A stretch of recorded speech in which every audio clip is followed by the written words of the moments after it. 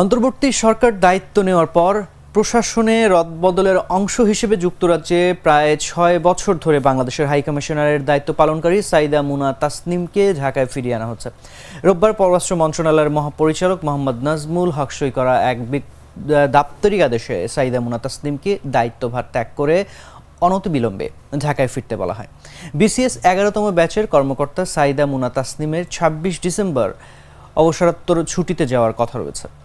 রেওয়াজ অনুযায়ী সাধারণত একজন কূটনীতিক কোনো মিশনে ৩ বছর রাষ্ট্রদূতের দায়িত্ব পালন করে থাকেন। বিগত আওয়ামী লীগ সরকারের অত্যন্ত আস্থাভাজন হওয়ায় তিনি ২০১৮ সালের ৩০ নভেম্বর থেকে লন্ডনে হাইকমিশনারের দায়িত্ব পালন করে আসছিলেন। ওই কূটনীতিক লন্ডনে বাংলাদেশ হাইকমিশনারকে আওয়ামী লীগের দলীয় কার্যালয়ে বানিয়ে ফেলেছেন বলে বিএনপি সমর্থক প্রবাসীরা দীর্ঘদিন ধরে অভিযোগ করে আসছিল।